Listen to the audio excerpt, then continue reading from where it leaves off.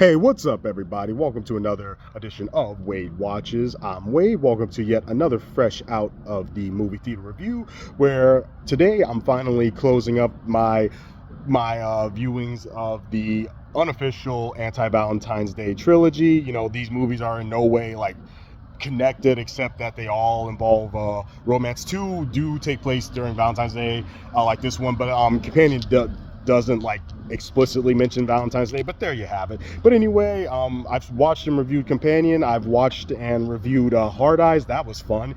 And now I'm going to be reviewing Love Hurts. Just got through watching it in AMC's big D format, you know, giant screen.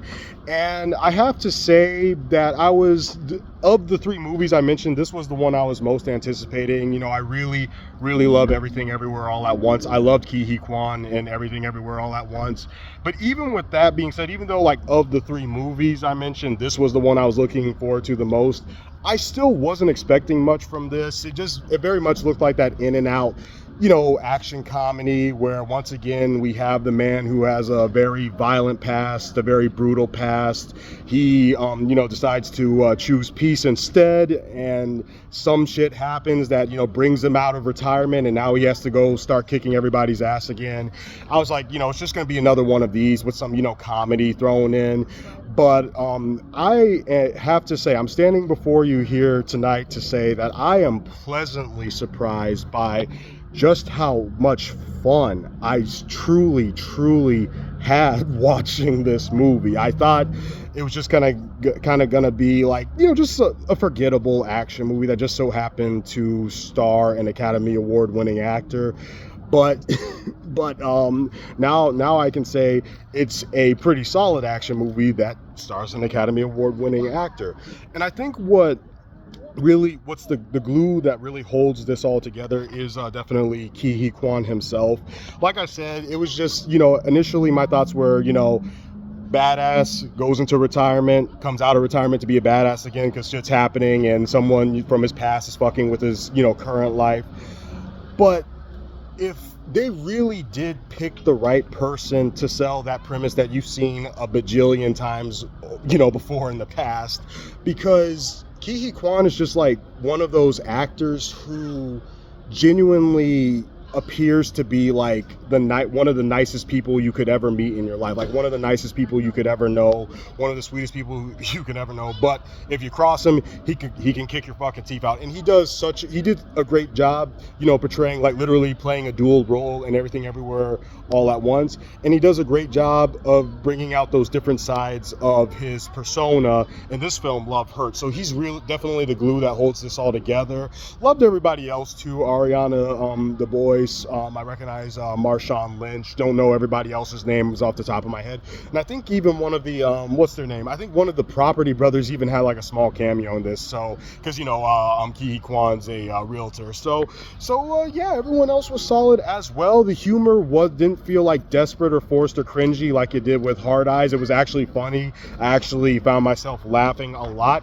And the action, like, wow, man, the action. It's that very manic Matthew Vaughn Kingsman style of action mixed with like genuine martial arts, because I do believe that Ke Huy Quan, like, it's actually him fighting, it's actually him performing these martial arts, and I loved every single second of it. So yeah, you know, when you throw all of that together and when you actually make that, you know, that cliche of, you know, the badass who has to go into retirement to find peace but comes out of retirement, when you make that cliche endearing, which Ke Huy Quan manages to do, it makes for a good time. And yeah, to get back to that, you know, when I saw the trailer, I thought the whole realty thing would be played for laughs. It's like, you know, really, this is what you're doing now. You know, he'd probably, you know, I was expecting him to be made fun of for it. I was kind of expecting it to really be kind of a front, like, I really don't like doing this shit.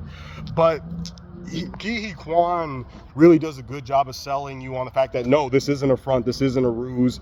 I do like this new life now. I really do enjoy this new life. I genuinely take pride in this work over, you know, taking pride in killing people.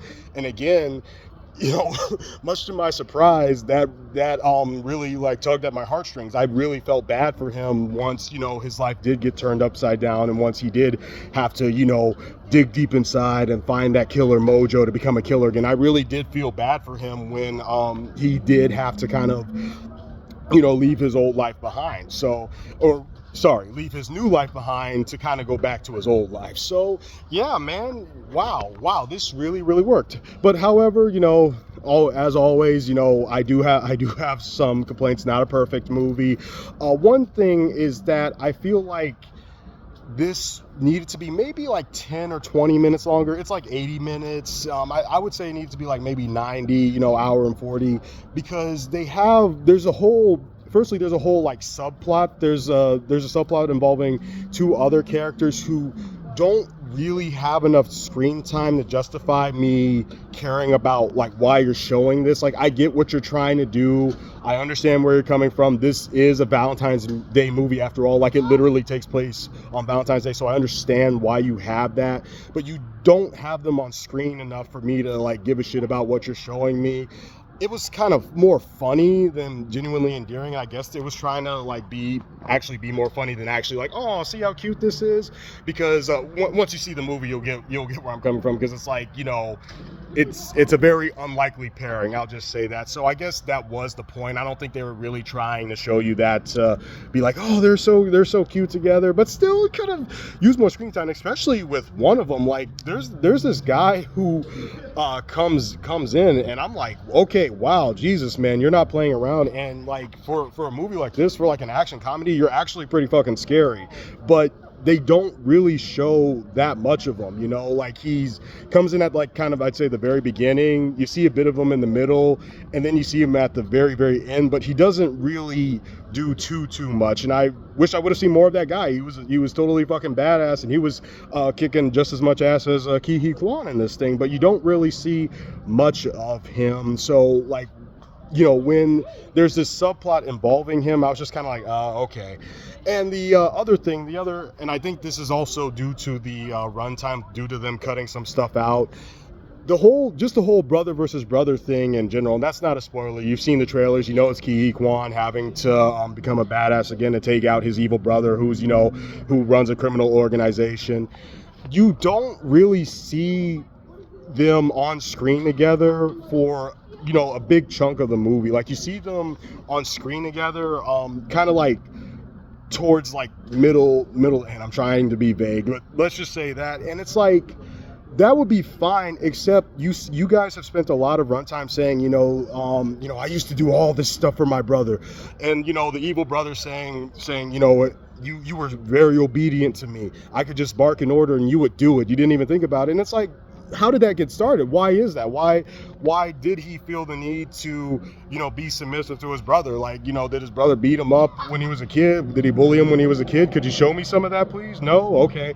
But yeah, there's a lot of that too. You like each of them talking about the other, but you don't see them interact with each other. You don't see them build that relationship. Kind of like, picture it as like, Thor versus Loki without you ever seeing Thor and Loki's relationship. That would kind of be like underwhelming, wouldn't it? And that's kind of how I felt here, unfortunately. But you know what? Other than that, this was still just a very fun watch. This was exactly what I was looking for from that alternative, edgy Valentine's Day movie. It like infinitely puts Hard Eyes to shame. So this pretty much more or less gave me everything that I wanted, despite it not being perfect, despite it kind of like not having the ample runtime to really like fulfill everything that it seemed like it wanted to fulfill. I still had a blast watching Love Hurts. It's funny, it kicks a lot of ass, it's very enjoyable, gets you in the feels, and also gives you a bloody, brutal, badass good time at the movie. So wrapping it up, I'm gonna go ahead and give Love Hurts an 8.5 out of 10.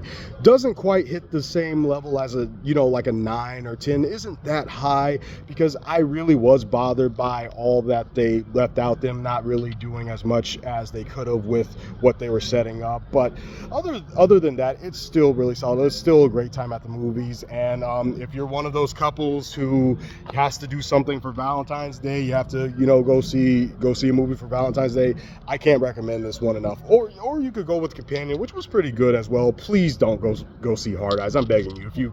If you've seen my review of Hard Eyes, like you know how I feel about that movie. Please don't go see Hard Eyes. Go see Love Hurts. It's a much better movie. You'll have a much better time. But all right, this has been another edition of Wave Watches. 8.5 out of 10 for Love Hurts, and I'll see you all next time. Peace.